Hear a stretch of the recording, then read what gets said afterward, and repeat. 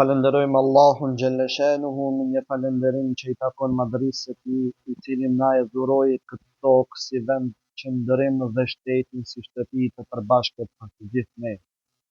Të falenderojmë atë që na bëri përgjegjës për njëri tjetrin dhe që na mësoi se bekimi i vërtet vjen vetëm përmes drejtësisë, ndershmërisë dhe punës me përkushtim. Paqja dhe bekimet e Allahut qofshin mbi udhëhecin e vërtet, Muhammedin alayhi salam, i cili na mësoi se çdo person është bari dhe përgjegjës për tufën e tij dhe se besimtari i vërtet është ai që e ndërton vendin e tij me besnikëri. Paqja qoftë mbi familjen e tij të pastër, shokët e tij të drejtë dhe të gjithë ata që e duan vendin e tyre duke punuar me nder e duke kërkuar vetëm kënaqësinë e Zotit. Të dashur vëllezër, xhamat i vlerësuar, tema të cilën sot do ta shtjellojmë është: a është vendi ynë shtëpia jonë? Edhe ne, si dhe qytetërimet e tjera, kemi kalendarin ton hijri, por të gjitha nevojat dhe aktivitetet e përditshme i përshtatim dhe planifikojmë sipas kalendarit që viti i ri i tij filloi 2 ditë më parë. Është zakon dhe praktik që në fund të vitit të bëhet bilanci dhe të planifikohet viti i ardhshëm. Bëhet bilanci për të parë çfarë është fituar, çfarë është shpenzuar, analizohet si është shpenzuar dhe përcaktohet se çfarë ka mbetur. Planifikohet se si do të jenë të ardhurat, cilat janë nevojat dhe nëse ato mund të plotësohen nga të ardhurat. Përveç këtij planifikimi ekonomik, besimtari shpesh dhe është e rekomanduar që ta bëjë çdo ditë, bën llogari me veten dhe rishikon marrëdhënien dhe urdhrat e tij me Allahun Gjellëshenuhu. Megjithatë, kjo llogaritje me veten në traditën tonë lidhet më shumë me Ramazanin, që do të thotë me kalendarin ton hijri, duke pasur parasysh se jemi në fillim të vitit kur bëhet bilanci financiar i shtetit dhe kur planifikohet viti ose vitet e ardhshme, dhe duke ditur se Allahu ynë është i varfër dhe se ky popull mund të mbijetojë vetëm nëse përsëri dhe përsëri i ndihmohet. Vendosa t'ju rikujtoj disa kohë dhe rrethana më të lumtura. Në kohën e Khalifit Umar ibn Abdul Aziz, në thesarin e shtetit vinte shumë pasuri. Umeri tha: shpenzoni atë për të varfërit dhe nevojtarët. Zyrtarët i vinin dhe i thoshin: i kemi dhënë çdo të varfër dhe nevojtar, nuk ka më të tillë në shtet, por pasuria është akoma shumë. Umeri u thoshte: përdorni atë para për ushtrim. Ata i përgjigjeshin: me të gjitha kufijt e vendit, ushtria e Islamit është e furnizuar. Pastaj u tha: kushdo nga muslimanët është borxhliu, paguajini borxhin e tij. Megjithatë, pas gjithçkaje, ka shumë pasuri, i thoshin ata. Umeri tha: kushdo nga të rinjt dëshiron të martohet, jepini para që të martohet. Kemi ndarë buxhet edhe për martesat e të pamartuarve, por nga zekati ka akoma shumë pasuri. Ai u tha: shikoni nëse ka ndonjë nga ndjekësit e librit hebre ose i krishterë që ka borxhe, edhe atij ja paguani nga buxheti. Pas kësaj, ai dha mesazhin e tij të njohur: nga pjesa e mbetur e pasurisë, blini grur dhe shpërndajeni mbi kodrat që edhe zogjt të hanë nga e mira e muslimanëve. Si mund të bëhet një shtet kaq i qëndrueshëm? Me punë të përkushtuar, duke ndihmuar njëri tjetrin dhe me një qeveri të drejtë dhe të përgjegjshme. Nuk ka rrugë tjetër, dhe duke pasur parasysh se një shtet i tillë i qëndrueshëm ka ekzistuar dikur, mund të ekzistojë edhe sot, dhe shteti ynë mund të jetë i tillë. Kush ishte Umar ibn Abdul Aziz? Ja një shënim nga jeta e tij dhe e familjes së tij, që na jep neve përgjigjen. Ai kishte 3 bija, dhe ato i erdhën në ditën e Arafatit dhe i thanë: "Baba, nesër është Bajram dhe gratë dhe bijat e menstruarve dhe zyrtarëve të tu na qortojnë duke na thënë: jeni bijat e halifit, por ju dukni kaq të varfër." Bijat e tij çajnë para tij dhe zemra e tij u rëndua.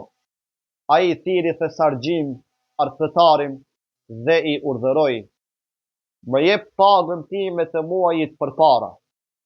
Arkëtari i tha: "O sundimtari të drejtë, e merr pagën nga thesari i shtetit përpara muajit? Mendoje, a do të jetosh muajin tjetër që ta fitosh këtë pagë?" Khalifi u mahnit nga vërejtja e arkëtarit dhe i tha: "Shumë bukur e the, Allahu të bekoft." Pastaj ju tha bijave të tij: "Shtypni dëshirat tuaja në xhennet, askush nuk hyn pa vështirësi. Shteti është shtëpia jonë e përbashkët. Njeriu pa shtëpi dhe populli pa shtet nuk mund të ekzistojë. Këtë shtëpi të përbashkët duhet ta ndërtojmë, forcojmë dhe ruajmë të gjithë ne." Një dietar, Ibnul Muqaffa, tha: "Në një perandori të madhe, sundimtarët kishin shumë libra, atë i bartnin mbi elefant. Ulemaja e asaj kohe vendosi t'i thjeshtojë këto libra dhe i përmbledhën të gjitha në 4 fjali, 4 mesazhe. E para për sundimtarët, drejtësi; e dyta për të menstruarit, për kushtim; e treta për pasionin dhe epshin, rreheni vetëm; dhe e katërta për të rinjt, mos mendoni vetëm për veten." Sa e rëndësishme është drejtësia dhe sa i vlerësuar është sundimtari i drejtë, e tregojnë fjalët e Muhamedit sallallahu alaihi wasallam ku tha: "Një orë drejtësi është te Allahu më e vlefshme se 70 vjet adhurim."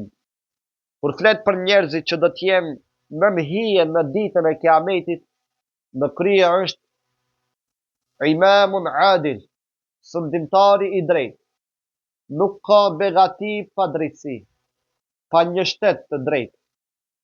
Dietari i madh Ibn Taymije ka thënë: "Allahu do të mbështesë dhe ndihmoj sundimtarin e drejtë edhe nëse është i pabesë, por nuk do ta ndihmoj të padrejtin edhe nëse është besimtar." Analizoni gjithë historinë e njerëzimit dhe të gjitha shoqëritë mbi tokë dhe do të shihni se ishin të përparuara vetëm kur bazohej në drejtësi dhe barazi. Sa e rëndësishme është besnikëria e qytetarëve ndaj vendit të tyre e tregojnë fjalët e Muhamedit sallallahu alaihi wasallam ku tha: "Jeni të detyruar t'i nënshtroheni përfaqësuesit të zgjedhur edhe nëse ai është një rob abesinian." Nga ky hadith kuptohet se nuk ka rend dhe përparim pa respektimin e ligjit. Cili shtet, cila shoqëri mund të shkojë përpara nëse shumica e popullsisë sapo i jepet mundësia dëmton vetë shtetin? Si mund të përparoj një shtet ku qytetari sapo i jepet mundësia e mashtron vetë shtetin? Deklarohet se jeton larg vendit të punës, merr shpenzime udhëtimi, ndërsa në të vërtetë nuk udhëton fare. Ky është vetëm një shembull se si shembet shtëpia jon dhe fatkeqësisht ka shumë të tillë në shoqërinë tonë.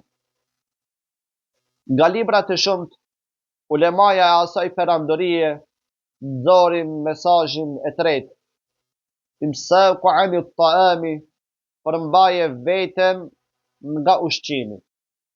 Ky ishte mesazh që njeriu nuk është vetëm trup, por ka edhe nevoja të tjera.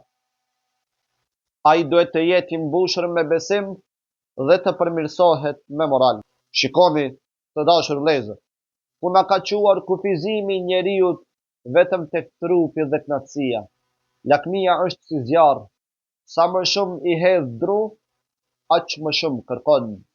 Njeriu që ushqem epshin për pasuri nuk ngopet kurrë. Ai, në përpjekje për të kënaqur veten, i djeg të tjerët dhe në fund e djeg edhe botën ku jeton. Prandaj, shkatrimi nuk vjen nga mungesa e pasurisë, por nga mungesa e kufirit moral. I lakmuari, ai që i është dorëzuar epsheve, është si njeriu i etur që duke pirë ujë të kripur nga deti, përpiqet të shuaj etjen. Edhe pse pi ujë, etja i rritet. Mesazhi i katërt i përpunuar për të rinjt është: mos mendoni vetëm për veten. Ju jeni fuqia e këtij vendi. Ju jeni fuqia e çdo vendi. Shpatullat tuaja janë të forta, muskujt tuaj janë të fuqishëm, mendjet tuaja të mprehta. Të gjitha këto i vendosni në shërbim të forcimit të shtëpisë sonë të përbashkët. Mos i dorëzoni vetes kënaqësitë, mos e humbisni kohën e çmuar, sepse do të pyetni në çfarë e keni shpenzuar rinin tuaj. Kur i përkushtoheni mësimit, na forconi neve. Kur vendosni të bëni vullnetarizëm, na forconi neve. Kur kujdesni për të moshuarit, kur i shërbeni prindërve, forconi shoqërinë. Kur punoni me përkushtim për veten dhe nuk i jeni barr askujt, na forconi neve. Tani që ky kalendar, sipas të cilit planifikojmë përditshmërinë, ka filluar të numërojë 12 muajt e rinj. Të gjithë dëshirojmë që për ne dhe për atë dheun tonë të jetë më mirë. Mund të jetë më mirë për të gjithë nëse këto 4 mesazhe bëhen programi ynë i veprimit, rruga jonë e jetës. O Zot i lartësuar, na mbush zemrat me drejtësi dhe përgjegjësi. Ndihmoje popullin tonë ta kuptoj se shtëpia e përbashkët ruhet me ndershmëri dhe përkushtim. Secilit prej nesh jepi forcë të rezistoj lakmisë dhe drejto të rinjt tanë në rrugën që do të jetë krenaria jonë dhe e ummetit. Amin. Wa akhiru da'wana wa anil hamdulillahi rabbil alamin.